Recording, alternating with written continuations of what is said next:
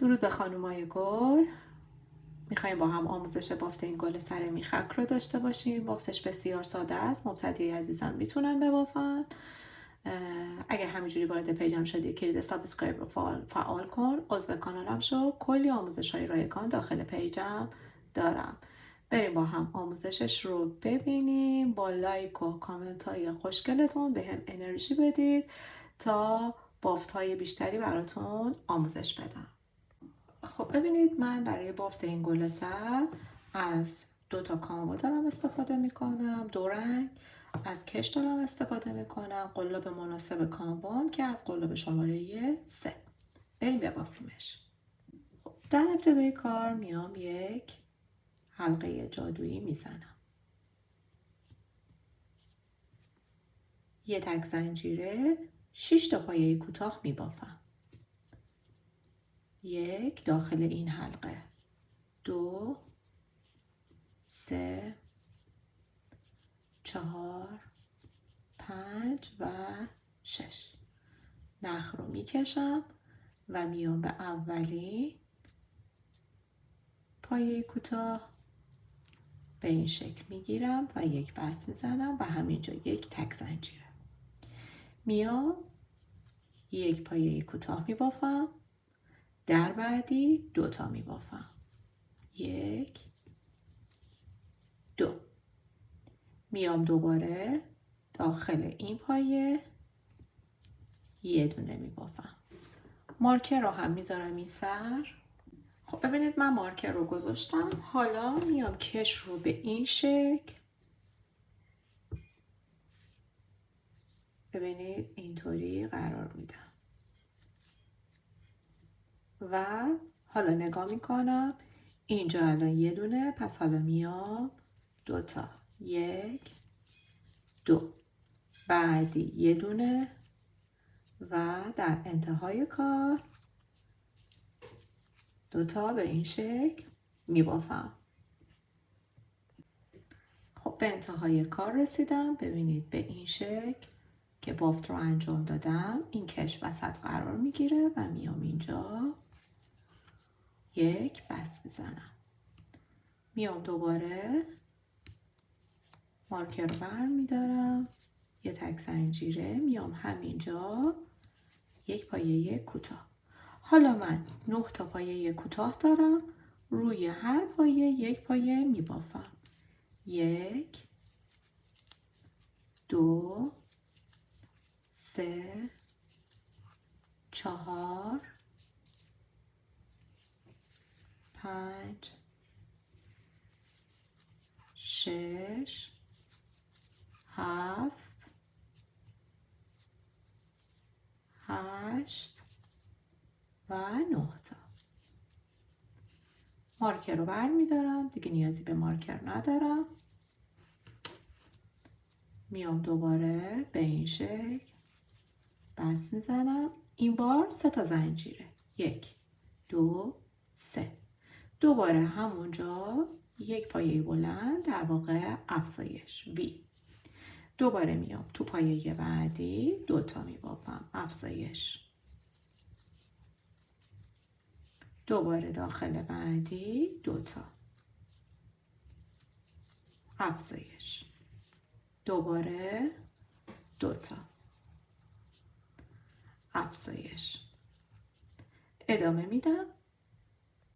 خب ببینید، من تا اینجا که بافتم 9 تا پایه کوتاه داشتیم دیگه، پس وقتی افزایش انجام بدیم الان میشه 18 تا. 2 4 6 8 10 12 14 16 و 18 تا. حالا اینجا هم ببینید این قسمت رو هم من 2 تا میزنم، یک پایه بلند، 2 پایه بلند و حالا میام به سومی زنجیره به این شکل میگیرم و نخم رو کات میکنم.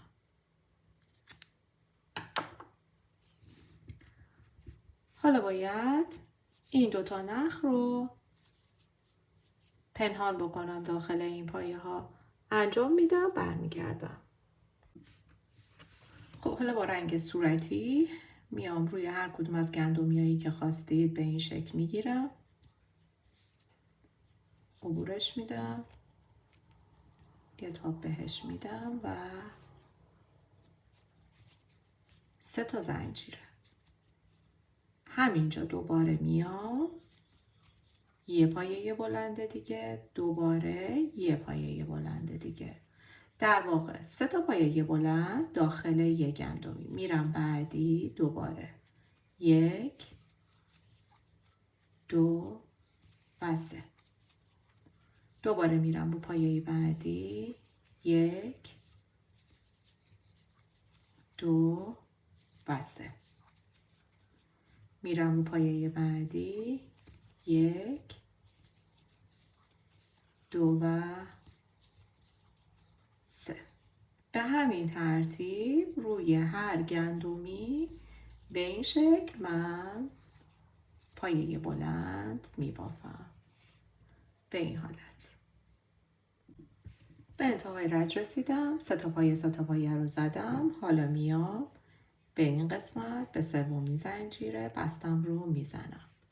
دوباره میام 3 تا زنجیره میزنم. این بار روی هر پایه 2 تا میبافم. پس روی هر گندمی 2 تا.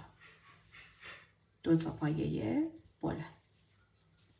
دوباره میرم بعدی، 2 تا. گندمی بعدی 2 تا. به همین ترتیب تا انتها بافت رو انجام میدم. 2 تا. به این حالت. خب ببینید به انتهای کار رسیدم. میام روی این پای گندمی آخر هم 2 تا میبافم. حالا میام به سومین زنجیره بستم رو میزنم. آخرین رجم هستش. میام 3 تا زنجیره میزنم. میام روی بعدی 1 بست میزنم. دوباره 3 تا زنجیره میزنم. میام روی بعدی 1 بست میزنم.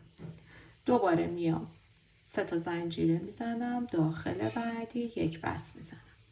به همین ترتیب روی تک تک پایه ها به همین شکل عمل میکنم. 3 تا زنجیره 1 بست.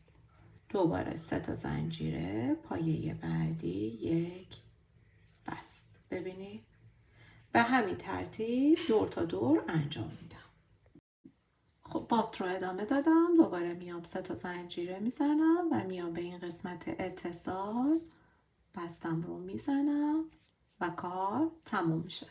حالا نخ رو یه مقداری میکشم، قیچی میکنم. حالا میام سوزنش، نخ رو سوزن میکنم.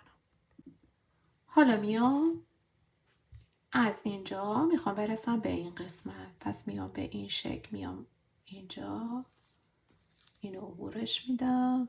به این شکل یک گره میزنم. میام اینجا، میام به این شکل اینجا. حالا مال من یه مقداری سوزنم انتهاش کلفته. حالا میام این قسمت یه مقداری از اینها رو به این شکل دور میزنم. حالا میام اینجا، میام به این شکل میگیرم، نخ رو عبور میدم. دوباره میام به این شکل میگیرم، نخ رو عبور میدم. یه دونه در میون به این شکل، به این شکل، به این شکل.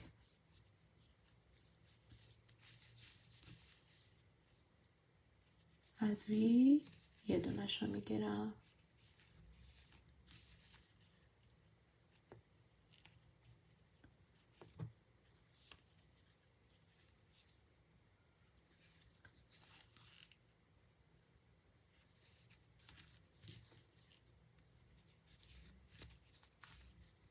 و حالا میکشم و به این شکل بافت من جمع شد. نخ رو میارم این پشت پنهان میکنم و این گل میخک ما بافتش تموم شد. ببافید و از بافتش لذت ببرید.